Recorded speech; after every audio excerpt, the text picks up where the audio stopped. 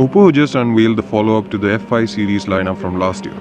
While it seems like not much has changed apart from the addition of a notch, there actually does, stating that I like the Oppo F7 more than I like the Vivo V9. Sure, Oppo didn't really highlight the fact that the F7 was using an octa-core MediaTek powered P60 processor, and it may or may not be as good as the 626 from Qualcomm that the Vivo camp is using. However, the first and immediate impression that the F7 gave me was that of a more premium device. Performance was smooth, and while it's still too early to call out a winner, the F7 doesn't seem like it's plagued by any issues luckily. The F7 chooses glass instead of plastic, and the phone is also slightly heavier than the V9, which adds to the premium feel. The F7 and V9 practically offer similar footprints and thickness, however the F7 feels much better in terms of handling as well as build quality. There are 3 color options to choose from, but the diamond black is probably my favorite due to the pattern that reflects light at certain angles and also changes color, but the midnight silver and red colors too should find suitors. The display on the F7 is a large 6.23-inch Full HD Plus IPS panel with 2280 by 1080 pixels resolution, which is the result of a wider 19:9 screen aspect ratio that Oppo has branded Full Screen 2.0 as opposed to 18:9 Full Screen 1.0 from the F5. However, with the notch entering into the scene, it's mostly an 18:9 display with an additional runoff area at the top.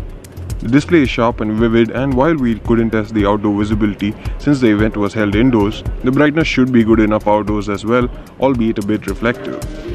The device is available in both 4GB and 6GB variants, along with a triple SIM card slot for 2 nano SIMs and a micro SD.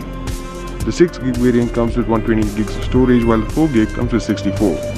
The battery is a 3300 mAh unit, and it still has a micro USB port unfortunately, and I would have loved to see USB Type-C port, but it may not be a deal breaker for most.